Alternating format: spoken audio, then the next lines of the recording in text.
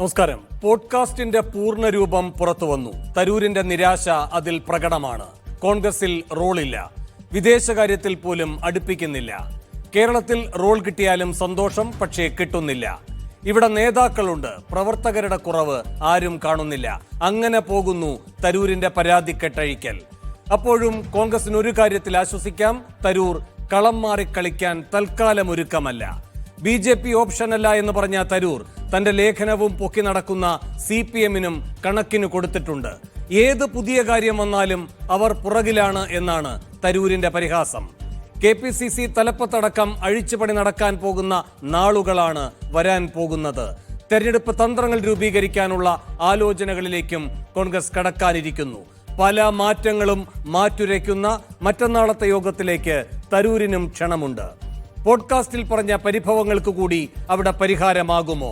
തരൂരിനായി വലവിരിക്കാൻ BJPക്കും CPM-നും ഇനി പഴയ ആവേശമുണ്ടാകുമോ? അങ്ങനെ ഒരു പിടി ചോദ്യങ്ങളാണ് സ്പെഷ്യൽ എഡിഷൻ ചർച്ച ചെയ്യുന്നത്. പോഡ്കാസ്റ്റിന്റെ പ്രത്യാഘാതം എന്ത്?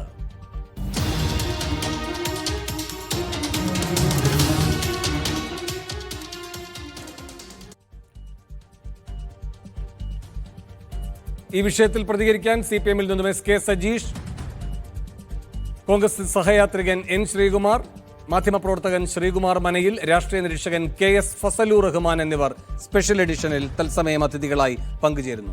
ആദ്യം ശ്രീകുമാർ മനയിൽ, ഈ തരൂരിന്റെ പോഡ്കാസ്റ്റിന്റെ പൂർണ്ണരൂപം അങ്ങ് കണ്ടു കാണുമെന്ന് പ്രതീക്ഷിക്കുന്നു.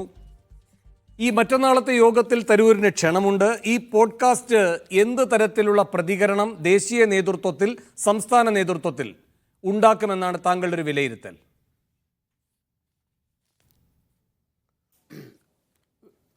വേണു, അത് ഈ പോഡ്കാസ്റ്റിൻ്റെ കാര്യത്തിലേക്ക് വരുന്നതിന് മുമ്പ് തരൂർ താൻ ഫ്രസ്ട്രേറ്റഡ് ആണ് എന്ന് തരൂർ വളരെ നേരത്തെ തന്നെ കോൺഗ്രസ് ഹൈക്കമാൻഡിനെയും രാഹുൽ ഗാന്ധിയെയും അറിയിച്ചിരുന്നതാണ്. കാരണം തനിക്ക് കോൺഗ്രസിൻ്റെ ദേശീയ നേതൃത്വത്തിൽ പ്രത്യേകിച്ച് റോളൊന്നും ഇല്ല എന്നുള്ളതും അത് വളരെ തനിക്ക് അസ്വസ്ഥത ഉണ്ടാക്കുന്നുവെന്നും അദ്ദേഹം പലതവണ കോൺഗ്രസ് ഹൈക്കമാൻഡിന് സൂചന നൽകി. ആ സൂചന നൽകിയ സമയത്ത് തന്നെയാണ് നമുക്ക് ഓർമ്മയുണ്ട്, മുൻപൊരിക്കൽ തരൂർ ഇവിടെ വന്ന് സമുദായ നേതാക്കളെ കാണുകയും പല സ്വീകരണങ്ങളിൽ പങ്കെടുക്കുകയും ഒക്കെ ചെയ്തതെന്ന് വെച്ചാൽ ഏറെക്കുറെ ആ കാലയളവിലാണ്. കാരണം വെച്ചാൽ തനിക്ക് ഡൽഹിയിൽ കോൺഗ്രസിൽ സ്പേസ് കുറയുന്നു, അല്ലെങ്കിൽ സ്പേസ് ഇല്ല എന്ന് വ്യക്തമായതിനെ തുടർന്നാണ് തരൂർ കേരളത്തിലേക്ക് ശ്രദ്ധ കേന്ദ്രീകരിക്കാൻ തീരുമാനിച്ചത്. അപ്പോൾ തരൂർ ഒരു കരിയറിസ്റ്റായാണ്, അല്ലെങ്കിൽ ഒരു കരിയറിസ്റ്റായ ഒരു രാഷ്ട്രീയക്കാരനായത് എന്നുള്ളത് കൊണ്ട് തന്നെ അധികാരമില്ലെങ്കിൽ അദ്ദേഹത്തിന് സസ്റ്റെയിൻ ചെയ്യുക വളരെ ബുദ്ധിമുട്ടാണ്. ഇപ്പോൾ കോൺഗ്രസിന് ഇപ്പോൾ 2029 ഒരുപക്ഷെ എത്ര കണ്ട അധികാരത്തിന് അടുത്തെത്താൻ കഴിയുമെന്ന പ്രതീക്ഷ ഇപ്പോഴും ആർക്കുമില്ല.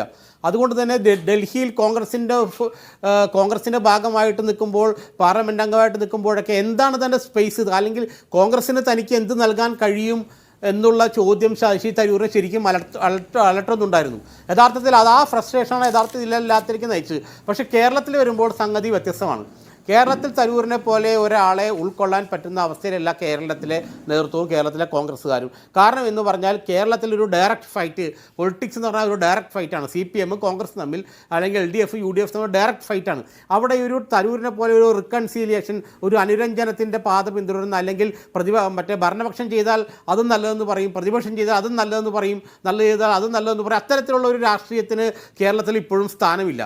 ഇവിടെ LDF പ്രതിപക്ഷത്തിരിക്കുമ്പോഴും UDF പ്രതിപക്ഷത്തിരിക്കുമ്പോഴും കൃത്യമായ രാഷ്ട്രീയ പോരാട്ടം തന്നെയാണ് ഇവിടെ നടക്കുന്നത്. എന്നതുകൊണ്ട് തന്നെ തരൂരിനെ പോലൊരാൾക്ക് കേരളത്തിലെ രാഷ്ട്രീയത്തിൽ, കോൺഗ്രസ് രാഷ്ട്രീയത്തിലും സ്പേസ് താരതമ്യേന കുറവാണെന്ന് മാത്രമേ ഇല്ല. അതാണ് അർത്ഥം.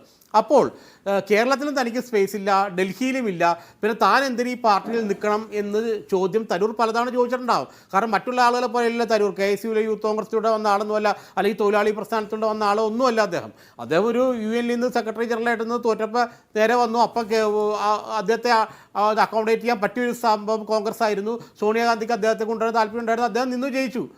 അതിൽ കവിഞ്ഞിട്ട് അദ്ദേഹത്തിന് പ്രത്യയശാസ്ത്രപരമായോ അല്ലെങ്കിൽ വൈകാരികമായോ ഉള്ള ബന്ധങ്ങളൊന്നും കോൺഗ്രസ്സായിട്ട് അദ്ദേഹത്തിന് ഇല്ലല്ലോ. അപ്പം അത് മാത്രമല്ല, പലപ്പോഴും അദ്ദേഹം കോൺഗ്രസ് വിരുദ്ധനായിട്ടാണ് മുൻകാലങ്ങളിലൊക്കെ അറിയപ്പെട്ടിരുന്നത്. 2009 മുമ്പുള്ള അദ്ദേഹത്തിൻ്റെ എഴുത്തുമൊക്കെ നോക്കുകയാണെങ്കിൽ അദ്ദേഹം ഒരു നെഹ്റുവിയൻ പോലും അല്ലായിരുന്നു. കോൺഗ്രസ് എന്ന് പോട്ടെ, നെഹ്റുവിയൻ പോലും അല്ലായിരുന്നു യഥാർത്ഥത്തിൽ ശശി തരൂർ. അപ്പോൾ അങ്ങനെയുള്ള ഒരാൾക്ക് എത്ര കണ്ടിനി കോൺഗ്രസിൽ സസ്റ്റെയിൻ ചെയ്യാൻ പറ്റും എന്നുള്ളത് ചോദ്യചിഹ്നം തന്നെയാണ്. അതുകൊണ്ട് തന്നെയാണ് തരൂർ ഈ പറഞ്ഞ പോലെ തൻ്റെ ഈ എന്താ പറയുക ഒന്ന് എക്സ്പ്ലോഡ് ചെയ്യുന്നത് മറ്റുള്ള ആളുകളുടെ മുമ്പിൽ. കാരണം ശ്രീകുമാർ മനയിൽ അങ്ങനെ റോൾ അവിടെയും ഇവിടെയും ഇല്ല എങ്കിൽ തരൂരിൻ്റെ ഈ പോഡ്കാസ്റ്റിൽ നിന്ന് ഒരു കാര്യം വ്യക്തമാണോ? തരൂരിന് BJP ഓപ്ഷൻ അല്ല എന്ന് പറയുന്നത് വിശ്വസിക്കാമോ? CPM-നെയും കണക്കറ്റ് പരിഹസിക്കുന്നുണ്ട്. അപ്പോൾ തരൂര് പറഞ്ഞ ആ വാക്കുകളുടെ നേരായ അർത്ഥം തന്നെ ഉൾക്കൊള്ളാമോ സത്യസന്ധമായി? കാരണം ഇനിയിപ്പോൾ ഇവിടെ ഒരു റോള് തരുന്നില്ല എങ്കിൽ, ഇവിടെയും അവിടെയും റോള് തരുന്നില്ല എങ്കിൽ വേറെ പണി നോക്കും, അദ്ദേഹത്തിന് അറിയുന്ന പണികളിലേക്ക് പോകും. സ്വതന്ത്രനായി പാർട്ടിയിൽ നിന്ന് മാറി നിന്ന് പ്രവർത്തിക്കാനുള്ള സ്വാതന്ത്ര്യവും അവകാശവും എല്ലാവർക്കും ഉണ്ടല്ലോ എന്ന് പറയുന്നതിലൂടെ മറ്റൊരു രാഷ്ട്രീയ കളമാറ്റം ഇല്ല എന്ന് വ്യക്തമാണോ?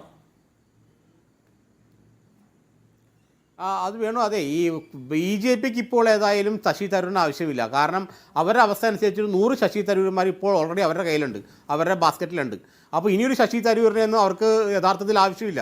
കാരണം അവിടെ ഇപ്പോൾ വിദേശകാര്യമന്ത്രിയാണ് ജയശങ്കറുണ്ട്, മറ്റെല്ലാ നിർമ്മല സീതാരാമൻ, ഇവരെല്ലാവരും ശശി തരൂരിനെ പോലെ തന്നെ പ്രൊഫഷണലി അക്കാഡമിക്കലി എല്ലാം വളരെ എക്സലൻ്റ് ആയിട്ടുള്ള ആളുകളാണ്.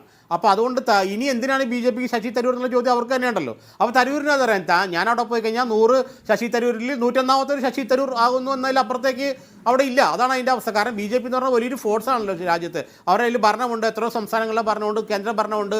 അപ്പോൾ അവർക്ക് തരൂരന്മാരെ സംഘടിപ്പിക്കാൻ അല്ലെങ്കിൽ 100-150 തരൂരന്മാരെ കൊണ്ടുവരാൻ യാതൊരു ബുദ്ധിമുട്ടുമില്ല. പിന്നെ CPM-ലാണെങ്കിൽ CPM എന്ന് പറയുന്നത് തരൂരിനെ പോലെ ഒരാളെ എത്ര കണ്ട് CPM പോലത്തെ ഒരു 14 ജില്ലയിൽ മാത്രം സ്വാധീനമുള്ള വളരെ ചുരുങ്ങിയ ചിന്തകളും ഒട്ടും ഈ പറഞ്ഞ പോലെ ലോകത്തിൻ്റെ ചലനങ്ങൾ മനസ്സിലാക്കാൻ കഴിയാത്ത 14 ജില്ലകളിൽ എങ്ങനെ അധികാരം നിലനിർത്തണം, എങ്ങനെ അടുത്ത വർഷവും അധികാരം നിലനിർത്തണം എന്നുള്ളതല്ലാതെ CPM-ന് മറ്റെന്തെങ്കിലും രാഷ്ട്രീയ ചിന്താഗതികളോ അല്ലെങ്കിൽ രാഷ്ട്രീയ ഇതൊന്നും എനിക്ക് തോന്നുന്നില്ല. കാരണം കേരളത്തിൽ ഭരണം നിലനിർത്തുന്നതിന് അപ്പുറത്തേക്ക് എന്താണ് അവർക്ക് ചിന്തിക്കാനുള്ളത്? അപ്പോൾ അങ്ങനെ കേരളത്തിൽ ഭരണം നിലനിർത്തണമെങ്കിൽ അവർക്ക് ശശി തരൂരിൻ്റെ ആവശ്യമില്ലല്ലോ. പിണറായി വിജയൻ തന്നെയാണ് ഏറ്റവും നല്ല ആൾ അക്കാര്യത്തിൽ.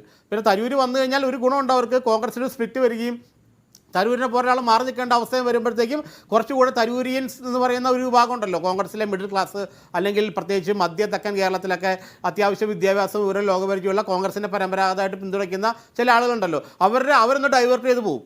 അവരുടെ ഫോക്കസ് ഡൈവേർട്ട് ചെയ്ത് പോകുമ്പോൾ അതും CPM-ന് ഗുണം ചെയ്യും. ആ ഒരു അർത്ഥത്തിലാണ് അവരും തരൂരിനെ കാണുന്നുള്ളൂ എന്നാണ് എനിക്ക് മനസ്സിലാക്കണം. അല്ലാതെ തരൂരിനെ പിടിച്ചതായാലും CPM-നെ മുഖ്യമന്ത്രിയാക്കാൻ അവർ പോകുന്നില്ല, ഉടനെ അങ്ങനെ അതിൽ ഉണ്ടാവാൻ സാധ്യതയില്ല. പിന്നെ പിണറായിക്ക് ശേഷം നല്ലൊരു മുഖങ്ങൾ ഇപ്പോഴും മുഖമില്ല LDF-ന് മുന്നോട്ട് വയ്ക്കാൻ. അപ്പോൾ തരൂരിനെ കൂടെ കിട്ടിക്കഴിഞ്ഞാൽ, ലിബറൽ ഡെമോക്രാറ്റായ തരൂരിനെ കൂടെ കിട്ടിക്കഴിഞ്ഞാൽ, ഇതാ ഞങ്ങൾക്കൊരു അന്താരാഷ്ട്ര മുഖം ഞങ്ങളുടെ കൂടെയുണ്ട്, നിങ്ങൾ പറയുന്ന CPM അത്ര പിന്തിരിപ്പൻ പാർട്ടിയൊന്നുമല്ല എന്നൊക്കെ കാണിക്കാനുള്ളൊരു ഉത്തേജനം അല്ലെങ്കിൽ കാണിക്കാനുള്ളൊരു മാർഗ്ഗം എന്നുള്ള നിലയ്ക്ക് തരൂരിനെ ഉപയോഗിക്കുക എന്നുള്ളതല്ലാതെ അതിനപ്പുറം എന്തുണ്ടാവും എനിക്ക് മനസ്സിലാക്കാൻ കഴിയുന്നില്ല. ഏതായാലും തരൂരിന് മനസ്സിലായി താൻ കോൺഗ്രസിൽ പറഞ്ഞു പൂർത്തിയാക്കിയുള്ളൂ ശ്രീ മനയിൽ. ശരി, അങ്ങയിലേക്ക് വരാം. ശ്രീ SK സജീഷ്, തരൂരിന് ഒരു കാര്യം. ശരി, ശ്രീ SK സജീഷ്, ഈ പോഡ്കാസ്റ്റിൽ നിന്ന് CPM-ന്റെ വിലയിരുത്തൽ എന്താണ്?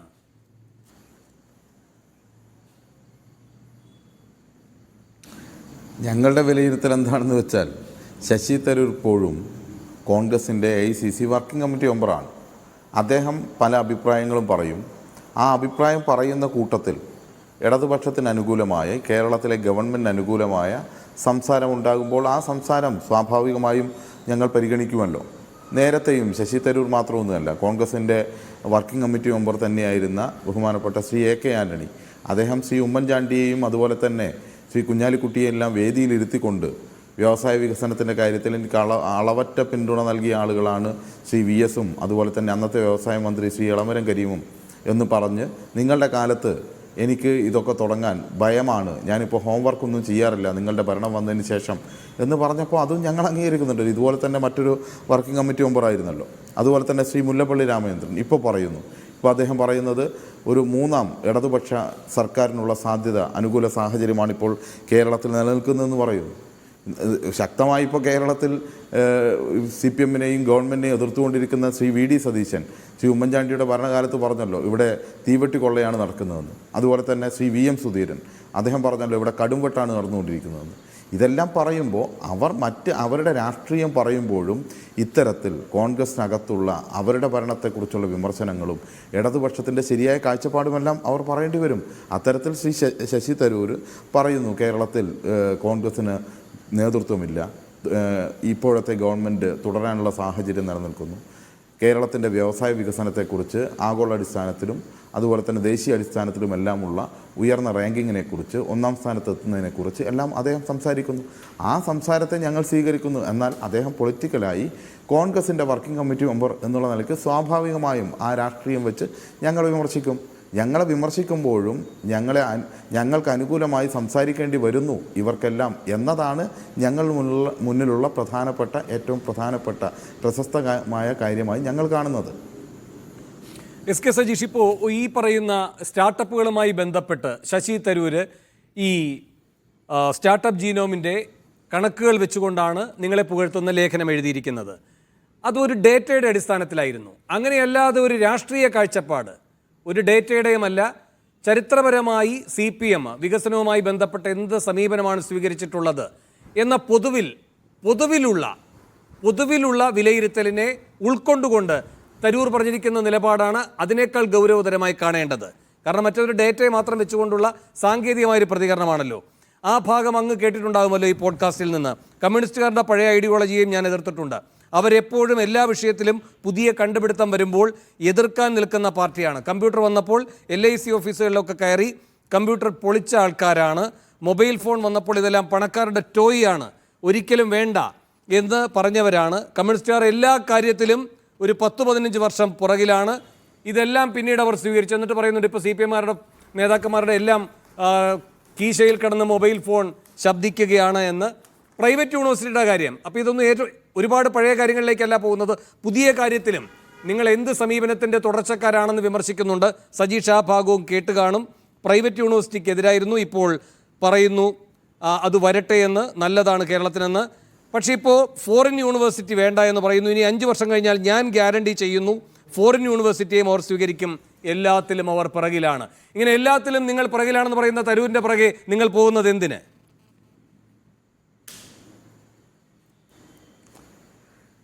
ശ്രീ വേണു, വലിയ നീണ്ട ഒരു ചോദ്യമാണ് ചോദിച്ചത്. ചോദ്യമല്ല, ഞാൻ അദ്ദേഹത്തിന്റെ ഭാഗമാണ് ഉദ്ധരിച്ചത്. പ്രശസ്തമാണ് എന്ന് തന്നെ ഞാൻ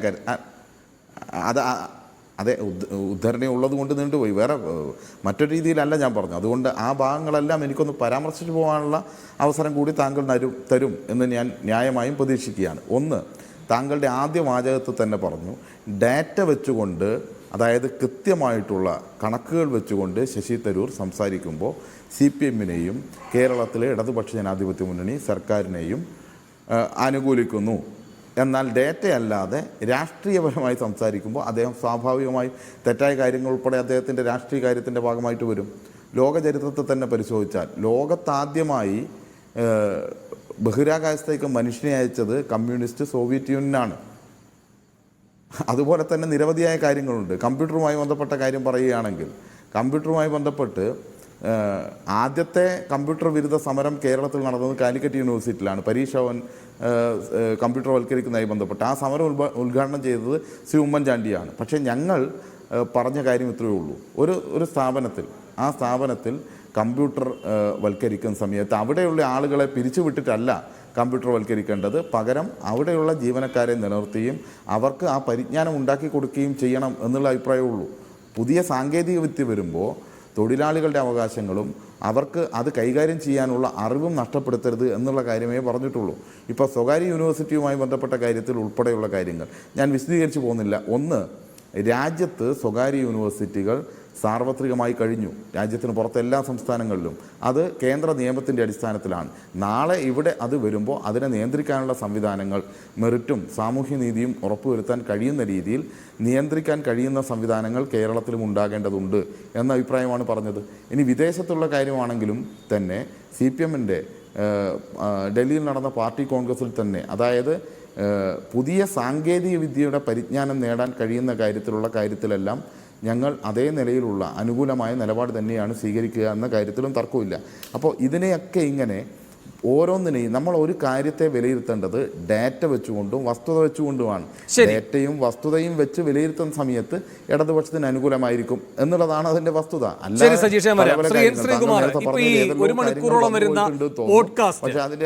പോഡ്കാസ്റ്റിന്റെ ഉള്ളടക്കം ഇതിനു മുൻപ് ഈ ലേഖനത്തിൽ സംഭവിച്ചതുപോലെ കോൺഗ്രസിനെ പ്രതിരോധത്തിലാക്കുന്നതും BJP-ക്കും CPM-നുമെല്ലാം കോൺഗ്രസിനെ പ്രതിരോധത്തിലാക്കുന്ന തുടർ നീക്കങ്ങൾ സാധ്യമാക്കുന്നതുമാണോ? എന്താകാം ഇതിൻ്റെ ഒരു പ്രത്യാഘാതം?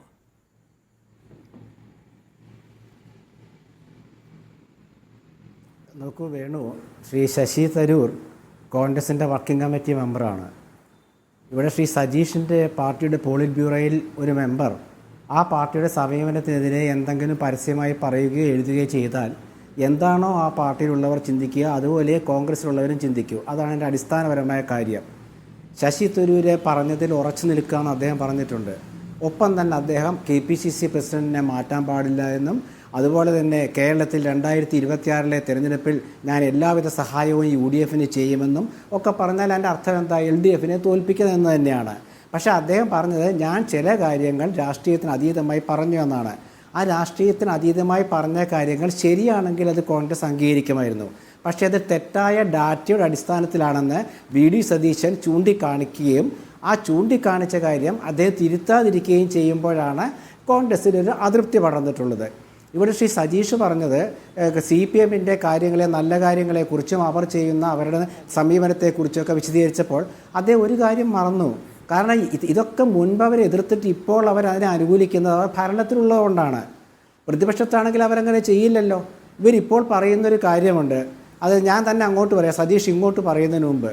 അതായത് ശശി തരൂരെ അവരെ പിന്താങ്ങി സംസാരിച്ചു എന്നിവർ ഇപ്പോൾ പറയുന്നത് 2020 കഴിഞ്ഞ ലോക്സഭാ തെരഞ്ഞെടുപ്പിന് മുമ്പും ശശി തരൂർ പിണറായി വിജയൻ്റെ വ്യവസായ നയത്തെക്കുറിച്ച് പറഞ്ഞിട്ടുണ്ട്, പുകഴ്ത്തി പറഞ്ഞിട്ടുണ്ട്. ആ ശശി തരൂർ പിന്നെ തിരുവനന്തപുരത്ത് LDFനെതിരെയാണ് മത്സരിച്ച് ജയിച്ചത്. ആ ശശി തരൂരിനെ തോൽപ്പിക്കാനാണ് ഇവർ ശ്രമിച്ചത്. അപ്പോൾ ഇവർക്ക് ഏതെങ്കിലും കാലഘട്ടത്തിൽ, പ്രത്യേകിച്ച് ഇപ്പോൾ CPM പ്രതിസന്ധിയിലായിരിക്കുന്ന കാലഘട്ടത്തിൽ, അവർക്ക് ശശി തരൂരിൻ്റെ ഒരു അഭിപ്രായം അവർക്ക് ആയുധമാകുന്നു.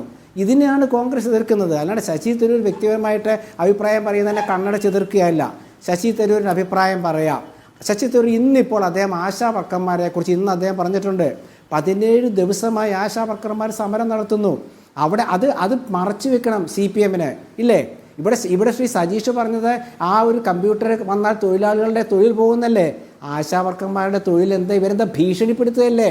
വേണു എളമനകരി മുൻ വ്യവസായ മന്ത്രിയാണ്, അദ്ദേഹം ഭീഷണിപ്പെടുത്തുന്നു, പാർട്ടി ഭീഷണിപ്പെടുത്തുന്നു, ബദൽ ജാഥ നടത്തുന്നു. എന്താ ആശാ വർക്കർമാരെ കേരളത്തിലെ ആധുനിക സംവിധാനത്തിലെ തൊഴിലാളികളല്ലേ?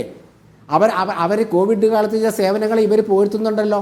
അപ്പോൾ ഇപ്പോൾ പാർട്ടി ഒന്നടങ്കം അവർക്കെതിരെ വന്നിരിക്കുകയാണ്. നാളെ ഇവർ പ്രതിപക്ഷത്തിരിക്കുമ്പോൾ ഇവർ ആശാ വർക്കർമാരുടെ സമരവുമായിട്ട് വരും. ഇങ്ങനെയുള്ള അവസരവാദപരമായ സമീപനം എടുക്കുന്ന ഒരു പാർട്ടിയെക്കുറിച്ച് ഒരു കോൺഗ്രസ് വർക്കിംഗ് കമ്മിറ്റി അംഗം പുകഴ്ത്തിയതാണ് പ്രശ്നമായത്. അത് ശശി തരൂർ പ്രതിസന്ധിയൊന്നും കോൺഗ്രസിന് ഉണ്ടാക്കിയിട്ടില്ല, പക്ഷേ അസ്വസ്ഥത ഉണ്ടാക്കി. ഈ അസ്വസ്ഥത അദ്ദേഹം തന്നെ മാറ്റിയെടുക്കുന്ന തലത്തിലേക്ക് അദ്ദേഹം ഇപ്പോൾ വരുന്നുണ്ടെന്നാണ് എനിക്ക് പറയാൻ കഴിയുന്നത്. കാരണം അല്ലെങ്കിൽ KPCC പ്രസിഡന്റ് വളരെ ഭംഗിയായിട്ട് കേരളത്തിലെ കോൺഗ്രസിനെ നയിക്കുന്നു എന്ന് അദ്ദേഹം പറയേണ്ട കാര്യമില്ല. ഉപതെരഞ്ഞെടുപ്പുകളിൽ ജയിക്കുന്നു ഈ പ്രസിഡന്റിൻ്റെ കീഴിൽ എന്ന് അദ്ദേഹം പറയേണ്ട കാര്യമില്ല. അടുത്ത തിരഞ്ഞെടുപ്പിൽ ഞാൻ UDFന് വേണ്ടി പ്രവർത്തിക്കും, എൻ്റെ ആവശ്യമുണ്ടെങ്കിൽ എന്നെ അവർ ഉപയോഗപ്പെടുത്തുകയാണെങ്കിൽ ഞാൻ സജീവമായി രംഗത്തിറങ്ങും എന്ന് പറയേണ്ട കാര്യമില്ല. പക്ഷേ അപ്പോഴും ഞാൻ ഇതിൻ്റെ ചർച്ചയുടെ തുടക്കത്തിൽ പറഞ്ഞ കാര്യമുണ്ട്, ഉന്നത സ്ഥാനത്തിരിക്കുന്ന ഒരാൾ ആ പാർട്ടിയുടെ പൊതുസമീപനത്തിനെതിരെ പ്രസംഗിക്കുമ്പോൾ ഉണ്ടാകുന്ന അസ്വസ്ഥത ഏത് പാർട്ടിയിലും സംഭവിക്കും. അത് CPMൽ സുധാകരൻ പറയുമ്പോൾ ഇവരെ മിണ്ടാതിരിക്കുകയാണ്. സുധാകരൻ പറയുന്നവർക്ക് അസ്വസ്ഥത ഉണ്ടാക്കുന്നുണ്ടല്ലോ, പക്ഷേ അവർ മിണ്ടുന്നില്ലെന്ന് മാത്രമേ ഉള്ളൂ. അതുപോലെ തന്നെയാണ് ശശി തരൂരിൻ്റെ കാര്യത്തിൽ കോൺഗ്രസിൻ്റെ നിലപാടും.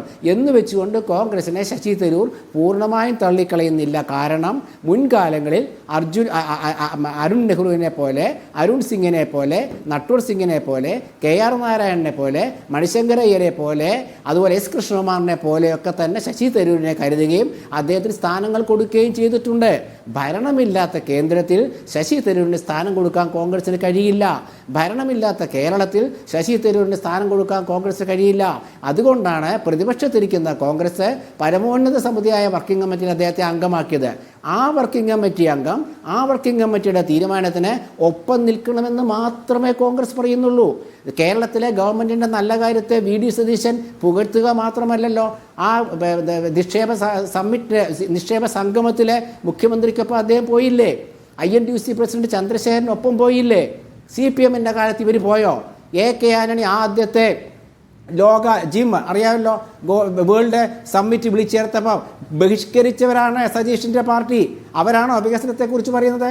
ഉമ്മൻചാണ്ടിയുടെ ഈ ഗ്ലോബൽ സമ്മേളനം നടത്തിയപ്പോൾ ബഹിഷ്കരിച്ചവരാണ് CPM. അവരാണോ ഇതിനെക്കുറിച്ച് പറയുന്നത്? നേരെ മറിച്ച് 1-ാം ലോക കേരള സഭ 2018 ജനുവരി 12 തിരുവനന്തപുരത്ത് നടന്നപ്പോൾ അതിൽ ആദ്യത്തെ ദിവസം പങ്കെടുത്ത അന്നത്തെ പ്രതിപക്ഷ നേതാവ് രമേശ് ചെന്നിത്തലയാണ്. എന്നിട്ട് സതീഷ് ഇവിടെ വന്നിട്ട് പഴയ കാലങ്ങളെക്കുറിച്ച് പറഞ്ഞിട്ട് അത് ശശി തരൂരിലേക്ക് ആവാഹിച്ചെടുക്കുമ്പോൾ പഴയ കാര്യങ്ങളും നമ്മൾ മറക്കില്ല. ഇപ്പം തന്നെ വേണു ചോദിച്ചല്ലോ, വിദേശ സർവകലാശാല ഇവരെന്താ പറഞ്ഞത്? മൂർത്തമായ കാലത്തെടുത്ത തീരുമാനം. മൂർത്തമായ കാലം എന്ന് വെച്ചാൽ വേണു സതീഷേ ബോധമില്ലാത്ത കാലമെന്നും അർത്ഥമുണ്ട്. ബോധമില്ലാത്ത കാലത്തെടുത്ത തീരുമാനം ബോധം വന്ന കാലത്ത് ഞങ്ങൾ തിരുത്തുന്നു എന്നാണോ മന്ത്രി പറഞ്ഞതിൻ്റെ അർത്ഥം? വേണു, ഇതൊക്കെ നമ്മൾ രാഷ്ട്രീയം സംസാരിക്കുമ്പോൾ CPM പറയുന്ന അപ്പാടെ വിഴുങ്ങാൻ നമ്മളെപ്പോലുള്ള രാഷ്ട്രീയ വിദ്യാർത്ഥികൾക്ക് സാധിക്കില്ല. അതിൻ്റെ അടിസ്ഥാനത്തിലാണ് ഞാൻ ഈ പറഞ്ഞത്. ശശി തരൂരിൻ്റെ ആരുമെതിരല്ല. ശശി തരൂരിൻ്റെ നിലപാടുകളും സമീപനങ്ങളും കോൺഗ്രസിനോടൊപ്പം പോകുന്നില്ലെങ്കിൽ അതിനെ എതിർക്കും. അതുകൊണ്ടാണ് അദ്ദേഹം AICC പ്രസിഡൻ്റായിട്ട് മത്സരിക്കാൻ വേണ്ടി മത്സരിച്ചപ്പോൾ അക്കാലത്തും ശശി തരൂരിൻ്റെ നിലപാടിനെ വിമർശിച്ച ഒരു പത്രപ്രവർത്തകനായ പക്ഷപാതിയായ കോൺഗ്രസ് പത്രപ്രവർത്തകനാണ് ഞാൻ. അത് ഞാൻ പറയാൻ കാരണം എന്താണെന്ന് വെച്ചാൽ, കോൺഗ്രസിൻ്റെ ഒപ്പം നിൽക്കുന്ന ഒരാൾ കോൺഗ്രസിൻ്റെ സമീപനത്തിനോടൊപ്പം നിൽക്കുകയും എന്നാൽ വിമർശനാത്മകമായ സമീപനം പാർട്ടിക്കുള്ളിൽ പറയുകയും ചെയ്യുമ്പോഴാണ് ആ നേതാവിനെ ഉൾക്കൊള്ളാൻ പാർട്ടി നേതാക്കൾക്കും പ്രവർത്തകർക്കും കഴിയുക. ശരി, ശ്രീ സജീഷ് വേഗം ശ്രീ N. ശ്രീകുമാറിന്റെ വിമർശനത്തിന് മറുപടി.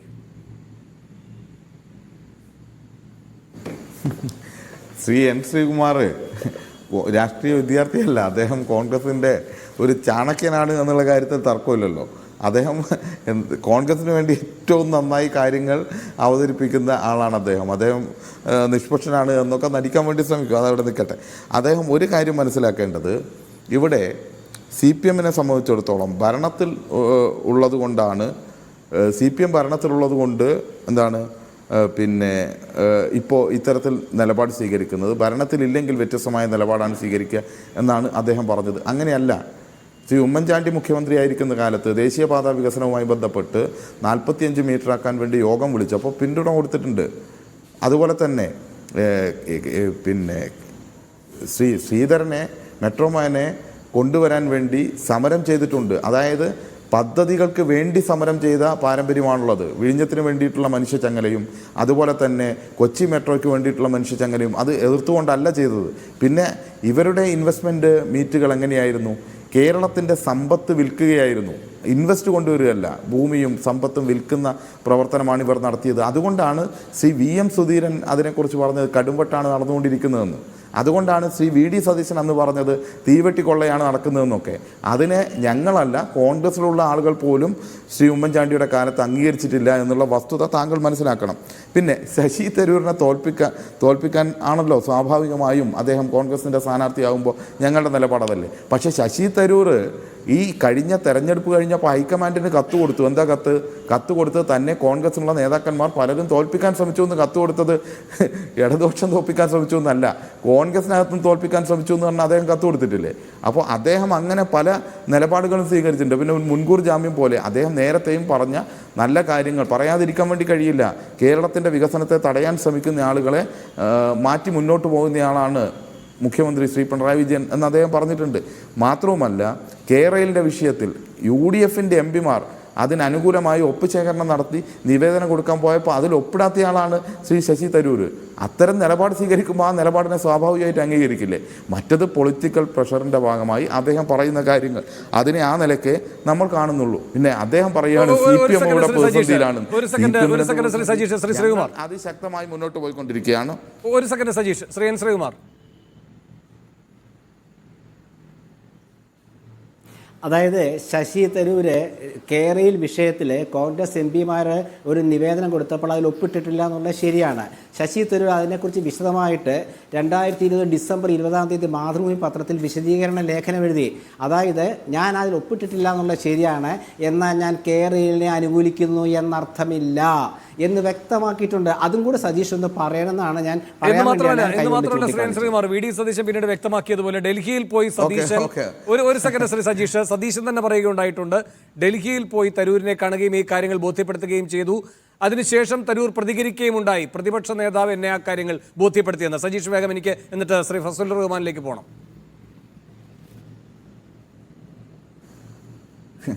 ശ്രീ വേണു, ഒരു കാര്യം ഇതെല്ലാം കേൾക്കുന്ന ആളുകൾക്ക് മനസ്സിലായിക്കോളും. ഇപ്പോഴും ശശി തരൂരിൻ്റെ പ്രോഡ്കാസ്റ്റിനെ കുറിച്ച് നമ്മൾ സംസാരിക്കുന്നതും അതുപോലെ തന്നെ അവിടെ പോയി ഭീഷണിപ്പെടുത്തിയിട്ട് മാറ്റി പറയിക്കുന്നതൊക്കെ സ്വാഭാവികം. അദ്ദേഹം സ്വാഭാവികമായി സ്വീകരിക്കുന്ന പല നിലപാടുകളിലും ആദ്യം വരുന്ന ഒരു വ്യക്തി എന്നുള്ള നിലയ്ക്ക് ഒരു അറിവുമില്ലാത്ത ആളാണ് ശ്രീ ശശി തരൂർ എന്ന അഭിപ്രായം നമുക്കില്ലല്ലോ. അദ്ദേഹം സ്വതന്ത്രമായി സ്വീകരിക്കുന്ന നിലപാടുകളിലൊക്കെ ഈ വ്യത്യസ്തത കാണാൻ വേണ്ടി കഴിയും. ഇവിടെ വ്യാവസായിക വികസനത്തിൻ്റെ കാര്യത്തിൽ ഇപ്പോൾ ബ്രാപ്പിൽ ഈ 9 ഇനങ്ങളിലാണ് 1-ാം സ്ഥാനം കേരളം നേടിയത്. അതൊരു വസ്തുതയാണ്. 2-ാം സ്ഥാനത്തുള്ള ആന്ധ്ര വരുന്ന 5 ഇനങ്ങൾ മാത്രമാണ് അവർ മുന്നോട്ട് നിൽക്കുന്നത്. കഴിഞ്ഞ വർഷം 95% പോയിന്റ് നേടിയാണ് ഈ ഒന്നാം സ്ഥാനത്ത് എത്തിയെങ്കിൽ കേരളത്തിന്റെ വ്യവസായം ഇപ്പോൾ 99% ഞാൻ ഇടപെടുകയാണ്. ഞാൻ ഫസൽ റഹ്മാനിലേക്ക് പോവുകയാണ്. പക്ഷേ ശ്രീ സജീഷ് അല്ലല്ല, അപ്പോഴും ഈ കേന്ദ്രത്തിന്റെ വിശദീകരണം അങ്ങ് കേട്ടിട്ടുണ്ടാകും, അങ്ങയുടെ ശ്രദ്ധയിൽ വന്നിട്ടുണ്ടാകും. ഇങ്ങനെ സംസ്ഥാനങ്ങളെ 1ഉം 2ഉം 3ഉം ആക്കി ഇകഴ്ത്തുന്ന രീതി കേന്ദ്രത്തിന് ഇല്ല എന്ന്. ഓരോരോ സംസ്ഥാനങ്ങളുടെയും അതത് മേഖലകളിലെ മാനദണ്ഡം അനുസരിച്ചുള്ള പ്രകടനം എങ്ങനെയെന്ന വിലയിരുത്തൽ മാത്രമേ ഉള്ളൂ. അതല്ലാതെ ഒരു അല്ലല്ല, ഇത് സംസ്ഥാനങ്ങൾ തമ്മിലുള്ള മത്സരമല്ല കേന്ദ്രം സംഘടിപ്പിച്ചത്. പിന്നെ എന്തിനാണ് കേന്ദ്രമന്ത്രി അവാർഡ് കൊടുത്തത്?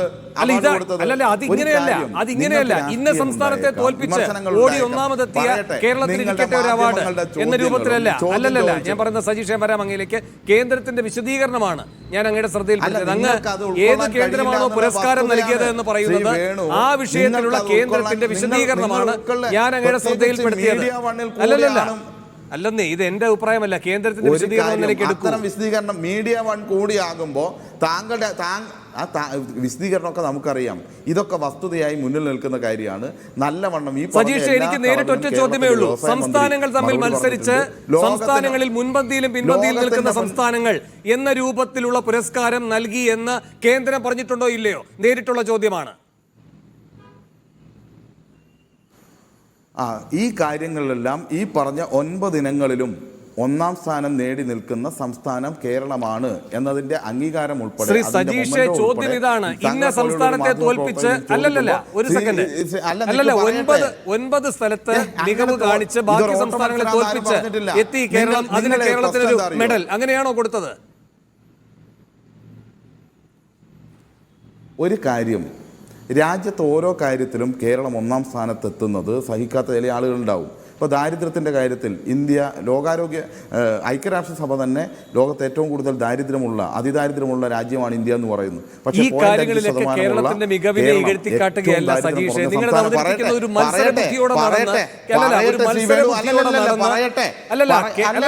മത്സരബുദ്ധിയോടെ നടന്ന് കേന്ദ്രത്തിന് തള്ളിക്കളയാൻ കഴിയാത്ത മികവ് കേരളത്തിന് നൽകേണ്ട നിർബന്ധിത സാഹചര്യം വന്നു. അത്ര വലിയ മത്സരക്ഷമത കേരളം പ്രകടിപ്പിച്ചു എന്ന നിലയ്ക്കുള്ള ആഖ്യാനത്തിനോടാണ് വിയോജിപ്പ്. അങ്ങയിലേക്ക് വരാം. ശ്രീ ഫസലുർ റഹ്മാൻ, ഇവിടെ ഈ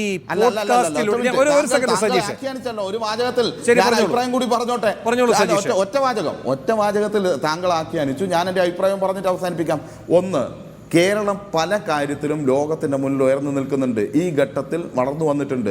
അത് അംഗീകരിക്കാൻ പറ്റാത്ത പല ആളുകളും ഉണ്ടാകും. അത് അംഗീകരിക്കണമെന്ന് ഞങ്ങൾക്കൊരു നിർബന്ധവുമില്ല.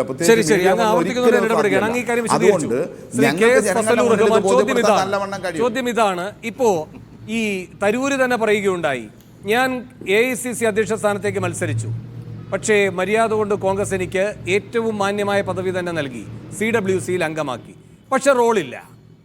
അത് തരൂര് പറയുന്നുണ്ട്, പക്ഷെ പിടിച്ച് അംഗമാക്കുകയുണ്ടായി. ഇപ്പോൾ ഈ ലേഖനം, അതിനുശേഷം പോഡ്കാസ്റ്റ്, ഈ 2 വിവാദങ്ങളുണ്ടായി. എന്താണ് ഹൈക്കമാൻഡ് ചെയ്തത്? മറ്റന്നാളത്തെ യോഗത്തിനും തരൂരിന് ക്ഷണം. അപ്പോൾ എന്ത് പ്രത്യാഘാതമുണ്ടാക്കും എന്ന ആശങ്ക നേതൃത്വത്തിനില്ല തരൂരുമായി ബന്ധപ്പെട്ട്. തരൂർ എന്തൊക്കെ പുകില് കാണിച്ചാലും തരൂരിനെ ഉൾക്കൊണ്ട് മുന്നോട്ട് പോയി നിർവീര്യമാക്കുന്നു. അതാണോ കാണേണ്ടത്? അങ്ങനെയെങ്കിൽ തരൂരിൻ്റെ മുന്നിലെ വഴി എന്താണ്?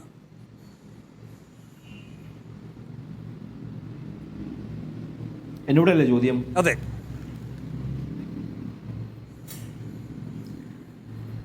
2 ദിവസം മുമ്പ് ചാനൽ ചർച്ചകളിലൊക്കെ മുഴുവനുണ്ടായിരുന്ന കുറേ ബ്രേക്കിംഗ് ന്യൂസുകളുണ്ട്.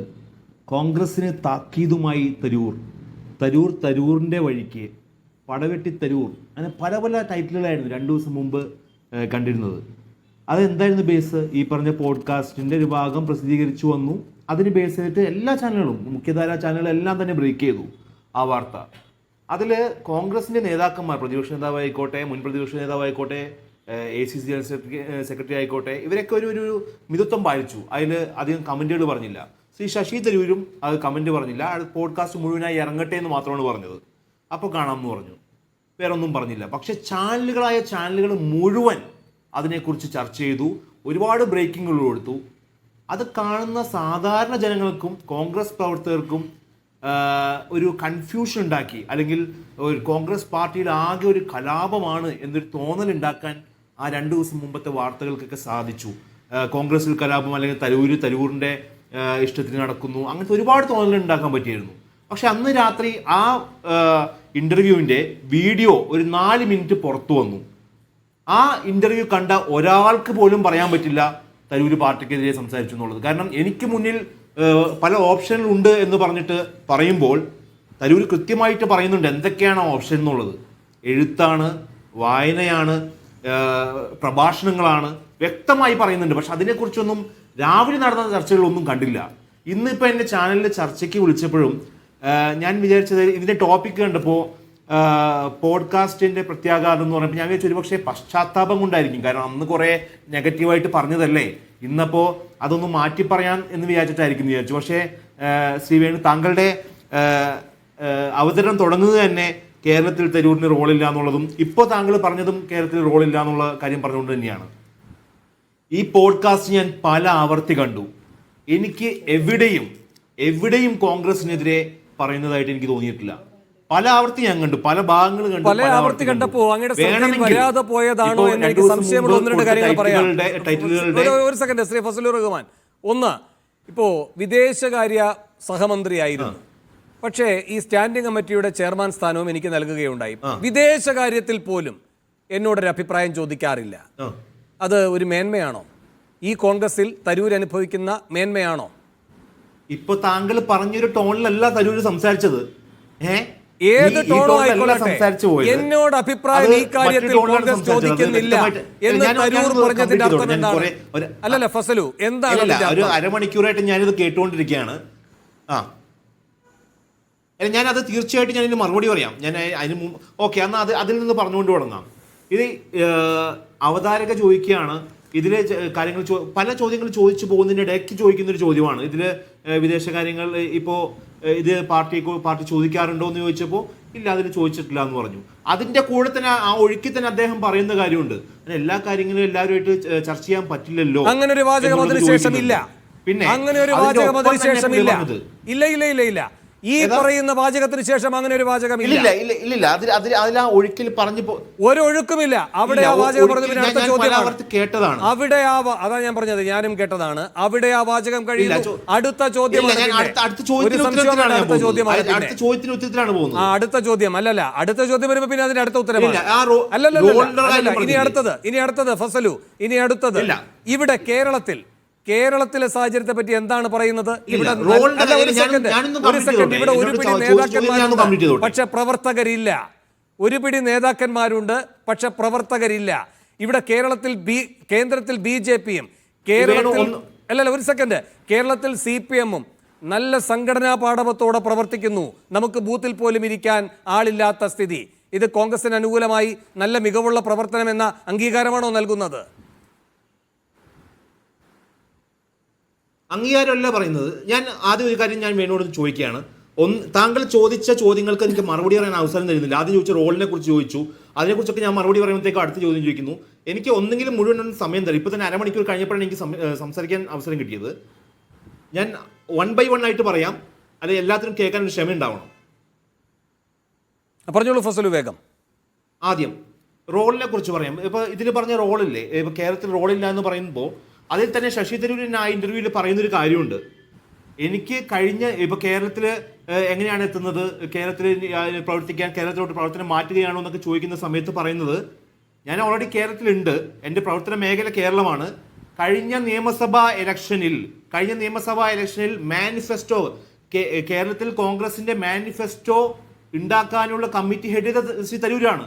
അദ്ദേഹമാണ് കേരളം മുഴുവൻ ഓടുകയും എല്ലാ മണ്ഡലങ്ങളും കവർ ചെയ്യുകയും അവിടുന്ന് ഫീഡ്ബാക്ക് എടുക്കുകയും മാനിഫെസ്റ്റോ ഉണ്ടാക്കുകയും ചെയ്തത്. റോളില്ലാത്തതുകൊണ്ടാണ് അങ്ങനത്തെ ഒരു സുപ്രധാനമായിട്ടുള്ള റോൾ കൊടുത്തത്? അല്ല. കഴിഞ്ഞ നിയമസഭാ തെരഞ്ഞെടുപ്പിന്റെ സമയത്ത് 46 മണ്ഡലങ്ങളിൽ ഇദ്ദേഹം പ്രചാരണത്തിന് പോയിരുന്നു. ഇദ്ദേഹത്തിന് റോൾ കൊടുക്കാത്തതുകൊണ്ടാണ്.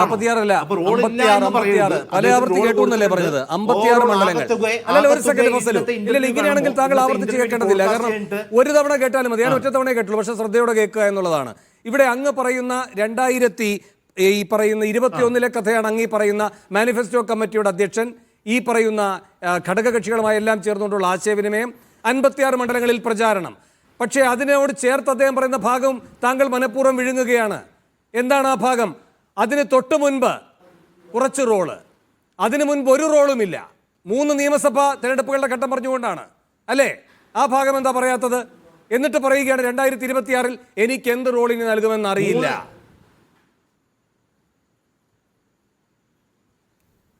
സ്റ്റാൻഡിംഗ് അതിനു മുമ്പ് തന്നെ അദ്ദേഹം പറയുന്നുണ്ട് സ്റ്റാൻഡിംഗ് കമ്മിറ്റികളിൽ ആദ്യം അദ്ദേഹത്തിന് കൊടുത്തത് മുമ്പ് വിദേശവും അങ്ങിപ്പോൾ പറഞ്ഞത് കേരളത്തിൽ അദ്ദേഹത്തിന് കിട്ടിയ റോളിനെ പറ്റിയാണ്. അതിനുശേഷം ഐടിയുടെ റോൾ കൊടുത്തു. അല്ലല്ല, അങ്ങിപ്പോ സംസാരിച്ച മാനിഫെസ്റ്റോ കമ്മിറ്റിയുടെ ചെയർമാൻ പദവിയായാലും 56 നിയോജക മണ്ഡലങ്ങളായാലും കേരളത്തിലെ കാര്യമാണ്. അതാണ് ഞാൻ പറഞ്ഞത്. 11, 16, ഈ പറയുന്ന 21 ഈ ഘട്ടങ്ങളിലൊക്കെ ഘട്ടം ഘട്ടമായാണ് പ്രാധാന്യം കിട്ടിയിട്ടുള്ളത്. ആദ്യഘട്ടത്തിൽ കിട്ടിയതേയില്ല, രണ്ടാമത് കുറച്ച് കിട്ടി, മൂന്നാമത് മാനിഫെസ്റ്റോ കമ്മിറ്റി ചെയർമാനാക്കി. ഇനി അടുത്തതിൽ എന്ത് കിട്ടുമെന്ന് അറിയില്ല. ഇങ്ങനെയാണ് പറഞ്ഞു വെക്കുന്നത്. പിന്നെ കോലം കത്തിച്ച കാര്യമൊക്കെ ഫസല് കേൾക്കാതെ പോയിട്ടുണ്ടോ? അല്ലല്ല, കോലം കത്തിച്ചതിനെ പറ്റിയും ഈ പാർട്ടിക്കകത്താണ്, കേരളത്തിനകത്താണ് എനിക്കെതിരെ ഏറ്റവും കൂടുതൽ നീക്കങ്ങളും എതിർപ്പും നടന്നത്. ആ ഭാഗമൊന്നും കേട്ടില്ലേ ആവർത്തിച്ച് കേട്ടുകൊണ്ടിരിക്കുമ്പോ?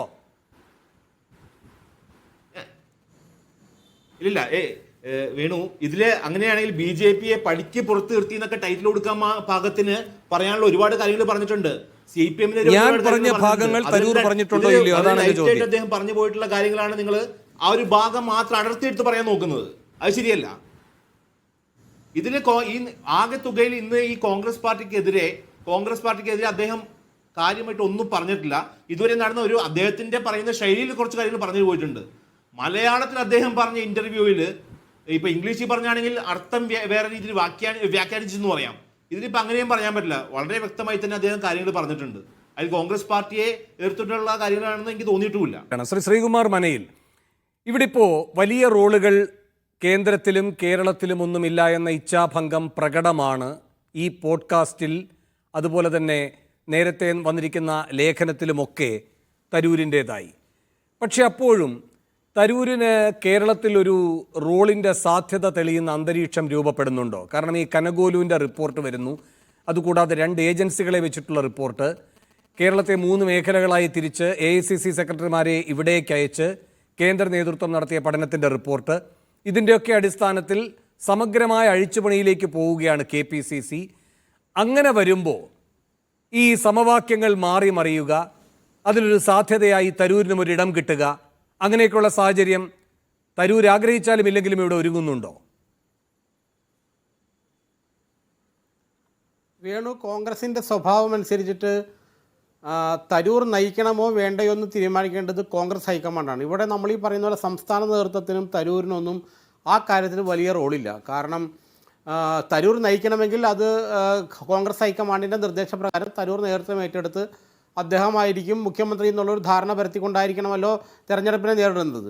ഏതായാലും കോൺഗ്രസ് ഹൈക്കമാൻഡിന് തരൂരിനെ കേരളത്തിൽ അവർ പാർട്ടിയുടെ മുഖമാക്കാൻ ആഗ്രഹമില്ല എന്നാണ് ഇതുവരെ നമുക്ക് മനസ്സിലാക്കാൻ കഴിഞ്ഞത്. അപ്പോൾ ഇനി തരൂരിനെ നിർത്തി അല്ലെങ്കിൽ തരൂരിന് അനുകൂലമായ അന്തരീക്ഷം ഉരുത്തിരിഞ്ഞു വന്നാലും കോൺഗ്രസിൻ്റെ നേതൃമുഖമായിട്ട് തരൂർ മാറണമെങ്കിൽ കോൺഗ്രസ് ഹൈക്കമാൻഡിന് അനുമതി ആവശ്യമാണ്, അല്ലാതെ ഒരിക്കലും അത് സാധിക്കില്ല. മാത്രമല്ല കോൺഗ്രസിൻ്റെ സംസ്ഥാന നേതൃത്വം സംസ്ഥാന നേതൃത്വത്തിലെ പ്രമുഖ നേതാക്കളുമായി നടത്തിയെന്ന ചർച്ചയ്ക്ക് ശേഷം ഒരുപക്ഷേ ഹൈക്കമാൻഡ് അഭിപ്രായം മാറ്റുമെന്ന് എനിക്കറിയില്ല. പക്ഷേ ഏതായാലും നിലവിൽ തരൂരിനെ കേരളത്തിലെ കോൺഗ്രസിൻ്റെ നേതൃത്വം ഏൽപ്പിക്കാൻ കോൺഗ്രസ് ഹൈക്കമാൻഡിന് താല്പര്യമില്ല. അത് തരൂരിന് നന്നായി അറിയാം. അതുകൊണ്ടാണ് അദ്ദേഹം ഈ പറയുന്ന ഒരു എന്താ പറയുക, നമ്മൾ അല്പം ഒരു റിബലിയസ് സ്റ്റാൻഡ് അദ്ദേഹം എടുത്ത് അദ്ദേഹം മുന്നോട്ട് പോകുന്നത്. കേരളത്തിലെ കോൺഗ്രസ് നേതൃത്വത്തിനും കേന്ദ്രത്തിലെ കോൺഗ്രസ് നേതൃത്വത്തിനും തന്നോട് വലിയ താല്പര്യം ഇല്ല എന്നുള്ള തിരിച്ചറിവിലാണ്. പിന്നെ തരൂരിന് അനുകൂലമായിട്ടൊരു അന്തരീക്ഷം ഒരുങ്ങുന്നുണ്ടോ എന്ന് ചോദിച്ചാൽ ശരിയായിരിക്കാം. ഇപ്പോൾ കോൺഗ്രസിനെ നയിക്കാൻ തരൂരിന് മാത്രമേ സാധിക്കൂ എന്ന് ഈ പറഞ്ഞ പോലെ ഹൈക്കമാൻഡ് തീരുമാനിച്ച് കോൺഗ്രസിൻ്റെ മുഖമായിട്ട് തരൂർ മാറിക്കഴിഞ്ഞാൽ ഒരു പക്ഷേ ഇപ്പോൾ തരൂരിനെ എതിർക്കുന്ന എല്ലാ നേതാക്കന്മാരും തരൂരിനെ അംഗീകരിക്കേണ്ടി വരും. അതൊരു ഹൈപ്പോത്തറ്റിക്കൽ സാധ്യത മാത്രമാണ്, അല്ലാതെ നമുക്ക് മുൻകൂട്ടി ഒന്നും പറയുന്ന അവസ്ഥയല്ല. കാരണം ഇപ്പോൾ 2009 തെരഞ്ഞെടുപ്പിന് എനിക്ക് നല്ല ഓർമ്മയുണ്ട്. ഞാനും ശ്രീകുമാർ സാറൊക്കെ അന്ന് വീക്ഷണത്തിൽ ജോലി ചെയ്യുക. അപ്പോൾ അന്ന് 2009 തെരഞ്ഞെടുപ്പിൽ അദ്ദേഹം തിരുവനന്തപുരത്ത് മത്സരിക്കുമ്പോൾ അത് മത്സരിക്കാൻ വരുമ്പോൾ അതിശക്തമായ എതിർപ്പാണ് അവിടെ നിന്നുണ്ടായിരുന്നത്. കാരണം KPCC കൊടുത്ത ലിസ്റ്റിൽ VS ശിവകുമാറിൻ്റെ പേരായിരുന്നു അന്നുണ്ടായിരുന്നു മത്സരിക്കാൻ വേണ്ടി. പക്ഷേ അദ്ദേഹം വന്നിറങ്ങിയപ്പോൾ അതിശക്തമായ എതിർപ്പും കോലം കത്തിക്കലും ഈ പറയുന്ന പോലെ അത് ഈ പോഡ്കാസ്റ്റിൽ പറയുന്ന പോലെ വലിയ എതിർപ്പുണ്ടായി. പക്ഷേ അന്ന് സോണിയാഗാന്ധിയോട് സംസ്ഥാന നേതൃത്വത്തോടൊരു കാര്യം പറഞ്ഞു, ഞങ്ങൾ 3 മാസം മുമ്പേ നിങ്ങളോട് പറഞ്ഞതാണ് ശശി തരൂരായിരിക്കും സ്ഥാനാർത്ഥിയെന്ന്, ഇപ്പോഴുള്ള ഈ പ്രശ്നങ്ങളെല്ലാം ഈ നിമിഷം ഒതുക്കി തീരേണ്ടതാണെന്ന് പറഞ്ഞു. സോണിയാഗാന്ധി പറഞ്ഞു ഏതാണ്ട് ഒരു ദിവസം കൊണ്ട് എടുത്തില്ല, 12 മണിക്കൂറിനുള്ളിൽ ആ സംഭവങ്ങളെല്ലാം അവിടെ ഒത്തുതീരുകയും ശശി തരൂർ ലക്ഷോട്ടിന് ജയിക്കുകയും ചെയ്തു. അങ്ങനെ ഒരു മൂവ്മെന്റ് ഉണ്ടായാൽ മാത്രമേ ഇനി തരൂരിന് ഇവിടെ അംഗീകരിക്കുക എന്നുള്ളൊരു ശ്രീകുമാർ മനയിൽ ഇപ്പൊ തരൂരിന്റെ ഭാവി സാധ്യത എന്നത് മാറ്റി വയ്ക്കുക. അതിനപ്പുറത്ത് കേരള രാഷ്ട്രീയത്തിന് ഉണ്ടായിരിക്കുന്ന കാതലായ മാറ്റങ്ങൾ എന്ന് പറയുന്നത് പ്രത്യേകമായി പരിശോധിക്കപ്പെടേണ്ടതല്ലേ? ഇപ്പോൾ രണ്ട് മുന്നണികൾ, സോളിഡ് ബ്ലോക്കായിട്ടുള്ള രണ്ട് വോട്ട് ബാങ്കുകൾ, ആ ഘട്ടം മാറി മറിയുകയല്ലേ? ഇപ്പോൾ CPM തന്നെ വലിയ അങ്കലാപ്പിലാണ്. CPM-നെ ഏറ്റവും ശക്തമായി പിന്തുണച്ചിരുന്നൊരു സാമുദായിക വിഭാഗം അടർന്നു പോവുകയാണ് BJP-യിലേക്ക്, അല്ലേ? ഇപ്പോൾ V. മുരളീധരനെ പോലെ ഒരു നേതാവ് അടുത്ത ഇടയ്ക്ക് മനോരമയ്ക്ക് നൽകിയ ഈ പറയുന്ന അഭിമുഖത്തിൽ പറയുകയുണ്ടായി. സുജിത് നായർ കൊടുത്ത അഭിമുഖം ശ്രീകുമാറും വായിച്ചിട്ടുണ്ടാകുമല്ലോ. അതിൽ പറയുകയാണ് BDJS വരുന്നു, BDJS-ലൂടെ CPM-ൻ്റെ ഈ പറയുന്ന ശാക്തിക മേഖലയായിട്ടുള്ള ഈഴോ വോട്ടുകൾ ഞങ്ങൾ അടർത്തിയെടുക്കുന്നു. അപ്പോൾ അങ്ങനെ ഒരു വലിയ ഷിഫ്റ്റ് വരികയാണ്. CPM-ൻ്റെ കണ്ണൂരടക്കമുള്ള ശക്തി കേന്ദ്രങ്ങളിൽ ഏതൊക്കെ രൂപത്തിലാണ് ഈ മാറ്റങ്ങൾ ഉണ്ടായത്? അവർക്ക് നല്ല പ്രാമാണ്യമുള്ള ബൂത്തുകളിൽ എങ്ങനെയൊക്കെയാണ് വോട്ട് ചോർച്ച എന്നത് ആ പാർട്ടി ഗൗരവത്തോടെ പരിശോധിച്ചുകൊണ്ടിരിക്കുകയാണല്ലോ. അവരുടെ ഈ പറയുന്ന രാഷ്ട്രീയ കാര്യങ്ങൾ വിശദീകരിക്കുന്ന രേഖയിലുമൊക്കെ അത് പരാമർശിക്കപ്പെടുകയാണല്ലോ. BJP-യുടെ വളർച്ചയെ ആശങ്കയോടെ കാണേണ്ടതുണ്ട് എന്ന്. BJP തന്നെ നേരിട്ട് വന്നും അല്ലാതെയുമൊക്കെ ചെയ്യുന്ന രീതികളുണ്ട്. ഞാൻ പറഞ്ഞ ആ രീതിയിൽ വിജയിക്കുന്നില്ല എന്നതല്ല, സോളിഡ് ബ്ലോക്കായി നിൽക്കുന്ന രണ്ട് മുന്നണികളിലായി ധ്രുവീകരിക്കപ്പെട്ട് നിൽക്കുന്ന ഒരു വോട്ട് ബാങ്ക് എന്ന സാഹചര്യത്തിൽ നിന്ന് കേരളത്തിലൊരു ചുവടുമാറ്റം സംഭവിക്കുന്നു. യുവാക്കളൊക്കെ ഏതൊക്കെ രൂപത്തിൽ എത്രമാത്രം രാഷ്ട്രീയമായാണ് ഈ തെരഞ്ഞെടുപ്പ് പ്രക്രിയയിലേക്ക് ഇടപെടുന്നത് എന്നതിൽ സംശയങ്ങൾ ഉയരുന്നു. സുരേഷ് ഗോപിയെ പോലെ ഒരാൾ BJP-ക്ക് പുറത്തു നിന്ന് വോട്ട് വാങ്ങി ജയിച്ചു എന്ന് V. മുരളീധരന് പറയേണ്ടി വരുന്നു. ശശി തരൂർ പറയുന്നു കോൺഗ്രസിന് പുറത്തു നിന്നുള്ള വോട്ട് കിട്ടിയാണ് എൻ്റെ ജയമെന്ന് പറയുന്നത്. അപ്പോൾ പാർട്ടികൾക്ക് പുറത്തു നിന്നുള്ള വോട്ടുകൾ എങ്ങനെ വരുന്നു? ചില വ്യക്തികൾക്ക് അതെങ്ങനെ ക്രോഡീകരിക്കാൻ കഴിയുന്നു? ഓരോരോ പാർട്ടികളുടെ തന്നെ മുഖമായി അവർ വരുമ്പോഴും ഇങ്ങനെ ഒരുപാട് കാര്യങ്ങൾ സംഭവിക്കുകയല്ലേ? അവിടെയാണ് വേണു പറഞ്ഞ ഒരു പോയിന്റ് ഉണ്ട്. അവിടെയാണ് CPM-ൻ്റെ ഈ രാഷ്ട്രീയ തന്ത്രജ്ഞതയെ, പരിണതപ്രജ്ഞയെ നമ്മൾ അഭിനന്ദിക്കേണ്ടത്. ഞാൻ തുറന്നു പറയുക. കാരണം വെച്ചാൽ അവർക്ക് മനസ്സിലായി അവരുടെ അടിസ്ഥാന വോട്ട് ബാങ്കുകൾ BJP-യിലേക്ക് ഒഴുകി തുടങ്ങിയെന്നുള്ളത്. അപ്പോൾ എന്ത് ചെയ്യണം? അവർക്ക് പരമ്പരാഗതമായ മുഖങ്ങളെ വെച്ച് മുന്നോട്ട് പോകാൻ പറ്റില്ല. അതുകൊണ്ടാണ് ശശി തരൂരിനെ, ഞാൻ നേരത്തെ പറഞ്ഞ ശശി തരൂരിനെ പോലൊരു മുഖത്തെ തങ്ങളുടെ കൂടെ കിട്ടിയാൽ അതൊരു പക്ഷേ ഈ ഒഴുകിപ്പോകുന്ന വോട്ടുകളെയും അതോടൊപ്പം തന്നെ പുരോഗമന മുഖമുള്ള ചെറുപ്പക്കാരെയും എല്ലാം ഈ പക്ഷത്ത് നിർത്താൻ സഹായകമാകുന്നുള്ളൊരു രാഷ്ട്രീയ ബോധ്യം CPM-ന് നന്നായിട്ടുണ്ട്. CPM പഴയ CPM അല്ല എന്ന് നമ്മൾ ഓർക്കുക. പഴയ പോലെ കടുംപിടുത്തങ്ങളില്ല, പഴയ പോലെ ഐഡിയോളജിക്കലായിട്ടുള്ള ഫേമായിട്ടുള്ള നിലപാടുകളില്ല. അവർക്ക് കൃത്യമായിട്ട് അറിയാം ഭരണം കിട്ടണമെങ്കിൽ ആരെയൊക്കെ കൂടെ നിർത്തണം, എന്തൊക്കെ ചെയ്യണം എന്നുള്ള കൃത്യമായ ധാരണ CPM-നുണ്ട്. അതുകൊണ്ട് തന്നെ തങ്ങളുടെ കയ്യിൽ നിന്നും ഒലിച്ചു പോകുന്ന വോട്ടുകളെ തടഞ്ഞു നിർത്താൻ ഏത് മുഖമാണ് അനുയോജ്യമെന്ന് വളരെ കൃത്യമായിട്ട് CPM-ന് അറിയാം. പക്ഷേ ദൗർഭാഗ്യവശാൽ തുറന്നു പറയട്ടെ, അൺഫോർച്ചുനേറ്റ്ലി കോൺഗ്രസ്സിന് ഇപ്പോഴും ആ ബോധ്യം വന്നിട്ടുണ്ടോ എന്നുള്ള കാര്യം എനിക്ക് വളരെ സംശയമാണ്. CPM കൃത്യമായിട്ട് മനസ്സിലാക്കി ഈഴവ വോട്ടുകൾ തങ്ങളിൽ നിന്നും BJP-യിലേക്ക് ഒഴുകി പോകുന്നു. ഈഴവ സമുദായത്തിൻ്റെ വോട്ടുകൾ ഒഴുകിപ്പോയി കഴിഞ്ഞാൽ നിങ്ങൾ ഉദ്ദേശിക്കുന്ന പോലെയല്ല CPM-ൻ്റെ കാര്യം വലിയ ദുരന്തം. ഈ പറയുന്ന പോലെ ഗാസയ്ക്ക് വേണ്ടി പ്രകടനം നടത്തിയിട്ടും കൂട്ട നിസ്കാരം നടത്തിയാലൊന്നും മുസ്ലിം വോട്ടുകളൊന്നും CPM-ലേക്ക് ഒഴുകില്ല എന്ന് അവർക്ക് ധാരണ മനസ്സിലായി. അടിസ്ഥാന വർഗത്തിൻ്റെ വോട്ടെന്ന് പറയുന്നത് ഈഴവ സമുദായത്തിൻ്റെയും ദളിത് പിന്നോക്ക വിഭാഗത്തിൻ്റെ വോട്ടുകളാണ്. ആ വോട്ടുകൾ തങ്ങളൊപ്പം നിന്നില്ലെങ്കിൽ പാർട്ടി ഇവിടെ ഉണ്ടാവില്ല എന്ന് മനസ്സിലായപ്പോൾ അവരെ തങ്ങളിലേക്ക് ആകർഷിച്ച് നിർത്താൻ ഇപ്പോഴുള്ള നേതൃത്വം മാത്രം മതിയാകില്ലെന്ന് വന്നപ്പോൾ കൃത്യമായിട്ട് ശശി തരൂരിനെ പോലെ ഒരാളെ ഉപയോഗിക്കാൻ അവർ ശ്രമിക്കുന്നു. അത് അവരുടെ പൊളിറ്റിക്കൽ അക്യൂമനാണ്. അതിനവരെ അഭിനന്ദിച്ചേ പറ്റൂ. പക്ഷേ ദൗർഭാഗ്യവശാൽ അത് ചെയ്യേണ്ടത് ശരിക്കും പറഞ്ഞാൽ കോൺഗ്രസ്സാണ്. പക്ഷേ കോൺഗ്രസ് ആകട്ടെ ഇപ്പോഴും ചില പരിമിതികൾക്കുള്ളിൽ ചെന്ന് വട്ടം കറങ്ങിയാണ് ഈ ഒരു വിഷയം പറയുന്നത്. കോൺഗ്രസിനും അടിസ്ഥാന വോട്ട് ബാങ്കുകൾ എന്ന് പറയുന്നത് ന്യൂനപക്ഷങ്ങളാണ്, ഒന്നും മൈനോറിറ്റി വോട്ടാണ്. ഈ പറയുന്ന പോലെ മുസ്ലിം വോട്ടും ക്രൈസ്തവ വോട്ടും. അതിൽ മുസ്ലിം വോട്ടിനൊക്കെ ഒരു പരിധി വരെ പിടിച്ചു നിർത്താൻ കഴിഞ്ഞ ലോക്സഭാ ഇലക്ഷനിൽ. പക്ഷേ ക്രൈസ്തവ വോട്ടിൻ്റെ കാര്യത്തിൽ ഇപ്പോഴും കോൺഗ്രസും കോൺഗ്രസും UDF അല്പം പരിങ്ങുകയാണ്. ഈ ക്രൈസ്തവ വോട്ടുകളെ കൂടി UDF-നൊപ്പം നിർത്തുകയാണെങ്കിൽ അതിനൊക്കെ നല്ല ശ്രദ്ധ ചെലുത്തിക്കൊണ്ടുള്ള നീക്കങ്ങൾ നടക്കുന്നുണ്ട്. അതാണ് ഈ മലയോര യാത്ര, തീരമേഖലാ യാത്ര. ഈ രണ്ട് മേഖലകൾ UDF-നെ കൈവിട്ടിട്ടുള്ളതാണ്. അവിടെ കേന്ദ്രീകരിച്ചുള്ള നല്ല ബുദ്ധിപരമായ നീക്കമാണ് ഈ രണ്ട് യാത്രകളിലൂടെ ഇപ്പോൾ UDF നടത്തുന്നത്. അതുകൊണ്ടാണ് ഈ ഹസനുമായി ഞാൻ ചർച്ച ചെയ്തു, കടൽമണൽ ഖനനത്തിനെതിരെ ഒരുമിച്ച് സമരത്തിന് തയ്യാറാണെന്ന് TP രാമകൃഷ്ണൻ്റെ ചൂണ്ടയിൽ കൊത്താതെ നിൽക്കുന്നത് UDF. ഞാൻ അങ്ങനെയൊക്കെ വരാം. ശ്രീ SK സജീഷ്, ഇവിടെ ഈ പറയുന്ന രാഷ്ട്രീയമായി ധ്രുവീകരിക്കപ്പെട്ട വോട്ട് ബാങ്കുകളുടെ ഘടന പൊളിയുന്നു, മറ്റൊരു രൂപത്തിലേക്ക് പോവുകയാണ് കാര്യങ്ങൾ. ഈ പറയുന്ന യുവാക്കളെ പിടിക്കാനുള്ള BJP-യുടെ നീക്കം ഇപ്പോൾ നമുക്ക് മുൻപ് ആലോചിക്കാൻ കഴിയുമോ? കേരളത്തിൽ ഒരു പ്രധാനമന്ത്രി വന്നു കഴിഞ്ഞാൽ യുവജനങ്ങളുമായി സംവദിക്കാൻ ആലോചിക്കും എന്ന്, വനിതകളെ മാത്രമായി കാണാൻ പോകുന്നു തൃശ്ശൂരിലെന്ന് നമുക്ക് നേരത്തെ കാണാൻ കഴിയുമായിരുന്നു. അങ്ങനെ അയാളുടെ ചായ് പേ ചർച്ച, പരീക്ഷാ പേ ചർച്ച, മൻ കി ബാത്ത്, ഇതൊക്കെ അവർക്ക് ഉറപ്പുള്ള മേഖലകളിൽ ആ ബന്ധവും ആ പിന്തുണയും തുടർന്ന് നിലനിർത്താനുള്ള മുൻകൈകളല്ല. പുതിയ മേഖലകളിലേക്ക് പോവുക, ചാഞ്ചാടി നിൽക്കുന്ന വിഭാഗങ്ങളെ കണ്ടെത്തുക, അങ്ങനെ ഒരു രാഷ്ട്രീയ പരീക്ഷണം ദേശീയ തലത്തിൽ നടക്കുന്നത്, കേരളത്തിലും അതിൻ്റെ അനുരണനങ്ങളില്ലേ? അതാണോ ഇപ്പോൾ ഈ തരൂരും ഇവിടെ അനുവർത്തിക്കണമെന്ന് പറയുന്ന രാഷ്ട്രീയമായി മുന്നോട്ട് കൊണ്ടുവരുന്നത്? അങ്ങനെയെങ്കിൽ അത് സ്വാഗതം ചെയ്യുന്ന ഒരു നിലപാടാണോ യഥാർത്ഥത്തിൽ CPM പോലെ ഉത്തരവാദപ്പെട്ട രാഷ്ട്രീയ പ്രസ്ഥാനം എടുക്കേണ്ടത്? ശ്രീ വേണു, ഒരു കാര്യം ഇവിടെ ചോദ്യം എന്നുള്ള രീതിയിലും ഈ ചർച്ചയിലുമെല്ലാം ചില അഭിപ്രായങ്ങൾ സ്റ്റേറ്റ്മെൻറ്റ് രൂപത്തിൽ അവതരിപ്പിക്കുകയാണ്. CPM സംബന്ധിച്ചിടത്തോളം കേരളത്തിലെ ജനങ്ങളുടെ മുന്നിൽ ഒരു കാഴ്ചപ്പാട് വെച്ചുകൊണ്ടാണ് ഞങ്ങൾ മുന്നോട്ട് പോകുന്നത്. കേരളത്തിലെ കമ്മ്യൂണിസ്റ്റ് പ്രസ്ഥാനത്തിൻ്റെ ചരിത്രം എടുത്ത് പരിശോധിച്ചാൽ അറിയാം. 57 ആദ്യ തെരഞ്ഞെടുപ്പ് നടക്കുന്നതിന് മുമ്പ് കമ്മ്യൂണിസ്റ്റ് പാർട്ടിയുടെ സമ്മേളനം തൃശ്ശൂരിൽ ചേരുമ്പോഴാണ് പുതിയ കേരളത്തെക്കുറിച്ചുള്ള കമ്മ്യൂണിസ്റ്റ് പാർട്ടിയുടെ കാഴ്ചപ്പാട് എന്ന രേഖ അവതരിപ്പിക്കുന്നത്. ആ രേഖയിൽ നിന്ന് പിന്നീട് ഭൂപരിഷ്കരണവും വിദ്യാഭ്യാസ നിയമവും തുടർന്ന് ഓരോ ഘട്ടത്തിലും കേരളത്തിൽ നടപ്പിലാക്കേണ്ട കാര്യങ്ങൾ ഇടതുപക്ഷത്തിൻ്റെ കമ്മ്യൂണിസ്റ്റ് പാർട്ടിയുടെ CPM നേതൃത്വത്തിൽ ആലോചന നടത്തി അതിൻ്റെ ഭാഗമായിട്ടാണ് സാക്ഷരതാ യജ്ഞം, ക്ഷേമ പെൻഷനുകൾ, അതുപോലെ തന്നെ മാവേലി സ്റ്റോറുകൾ, പൊതുവിതരണ ശൃംഖല, അതുപോലെ തന്നെ കുടുംബശ്രീ, ജനകീയാസൂത്രണം, 50% സംവരണ തദ്ദേശ സ്വയംഭരണ സ്ഥാപനങ്ങൾ, 4 മിഷനുകൾ, ഇതെല്ലാം വെച്ചാണ് മുന്നോട്ട് പോകുന്നത്. അതിൽ ഈ ഘട്ടം എത്തി നിൽക്കുമ്പോൾ ഞങ്ങൾ മുന്നോട്ട് ഒരു നവകേരളം ലക്ഷ്യം വെച്ചിട്ടാണ്, തൊഴിലും വളർച്ചയുമുള്ളൊരു സമൂഹം. CPM ഐഡിയോളജിയെക്കുറിച്ചൊക്കെ ഇവിടെ സംസാരിക്കുകയാണ്. ഞങ്ങൾക്കൊരു ഐഡിയോളജി ഉണ്ട്. ആ ഐഡിയോളജി ഉള്ളത് കൊണ്ടാണ് ഞാൻ നേരത്തെ പറയുമ്പോൾ അതിൻ്റെ ഇടയിൽ ഇടപെടലുകളുണ്ടായി.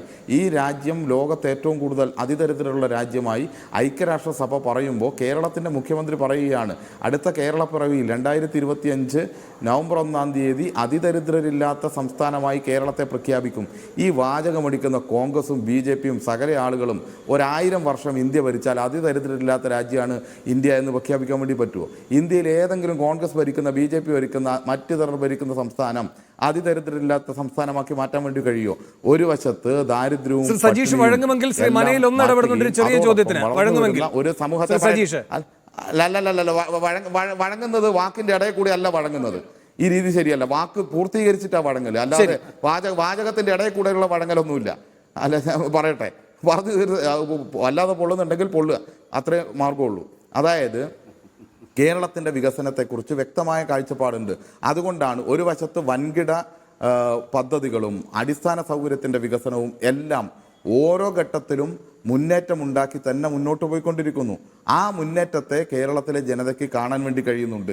ഏത് രീതിയിൽ പ്രതിസന്ധിയിലാക്കിയാലും, സാമ്പത്തികമായി തകർക്കാൻ വേണ്ടി ശ്രമിച്ചാലും, ഫെഡറലിസത്തിന് നേരെ കയ്യേറ്റത്തിന് ശ്രമിച്ചാലും എല്ലാം തന്നെ അതിനെ അതിജീവിച്ചുകൊണ്ട് മുന്നോട്ട് പോകാൻ വേണ്ടി കഴിയും.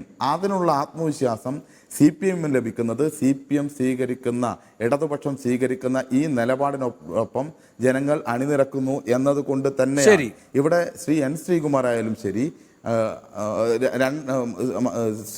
ഇപ്പം ചർച്ചയിൽ ശ്രീകുമാർ മനയിലായാലും ശരി, ഇവർ രണ്ടുപേരും ശ്രീകുമാർ മനയിലായാലും ഈ രണ്ടുപേരും ആരാണ്? കോൺഗ്രസിന്റെ മുഖപത്രമായിട്ടുള്ള വീക്ഷണത്തിന്റെ എഡിറ്റർമാരാണ്, കോൺഗ്രസിന്റെ വക്താക്കളാണ്. ഈ ചർച്ചയിൽ പങ്കെടുക്കുന്ന 3 പേരും അവർ ഈ അങ്ങോട്ടും ഇങ്ങോട്ടും ഈ കോൺഗ്രസ് അനുകൂലമായ വർത്തമാനം പറയുന്നേ ഉള്ളൂ. അതിന് വലിയ പ്രാധാന്യമൊന്നും ഞാൻ കൊടുക്കുന്നില്ല. കാരണം അവർ പല ഭാഷയിൽ പറയും. അതിൻ്റെ ഇടയിൽ ഇന്ന് കഴിഞ്ഞ ദിവസമൊക്കെ ശ്രീ N. ശ്രീകുമാർ പങ്കെടുത്ത ചർച്ചയിൽ ശശി തരൂരിനെതിരായിട്ടൊരു രൂക്ഷ വിമർശനമായിരുന്നു. ഇപ്പോൾ ലേശം കുറഞ്ഞു. അതുകൊണ്ട് അദ്ദേഹത്തിന് അവർക്കൊക്കെ അവരുടേതായ അഭിപ്രായം ഉണ്ടാവും.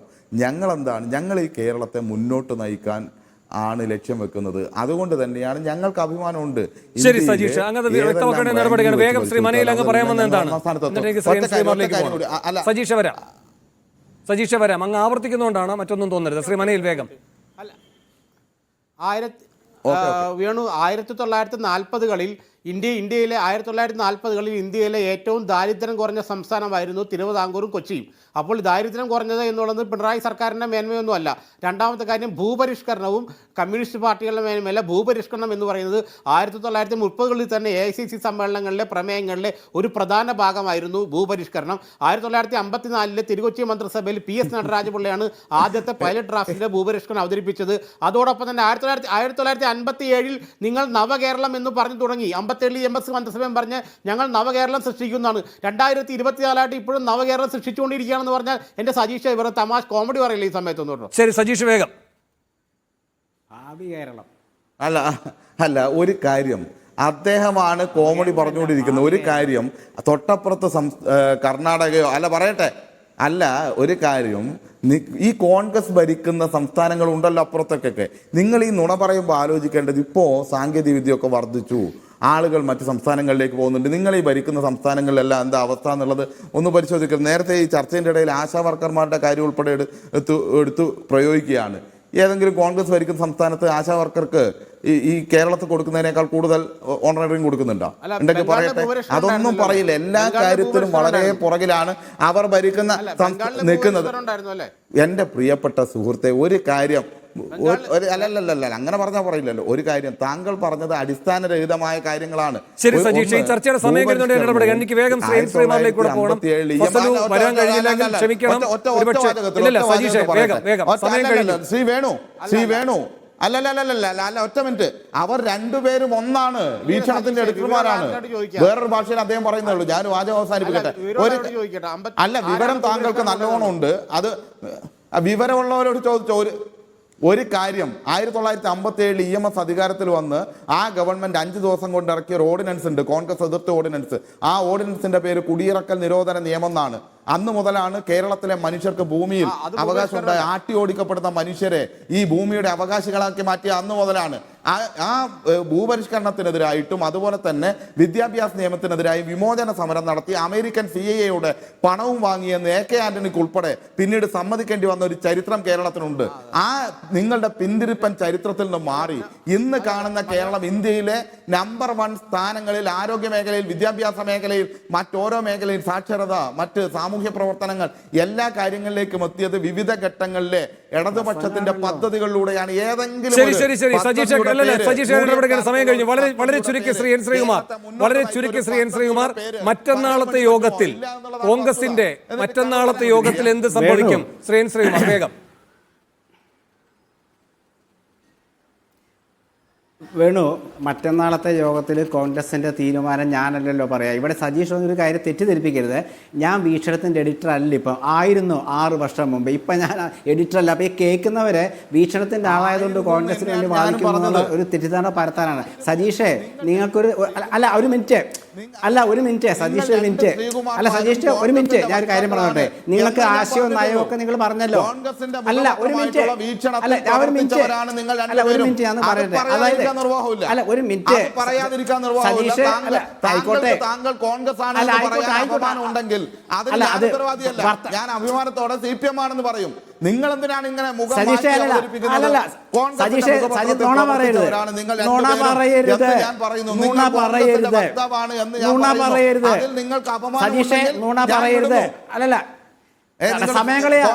എന്നെ സംസാരിപ്പിക്കാൻ അനുവദിക്കാൻ സമയം കളയാ. ശ്രീ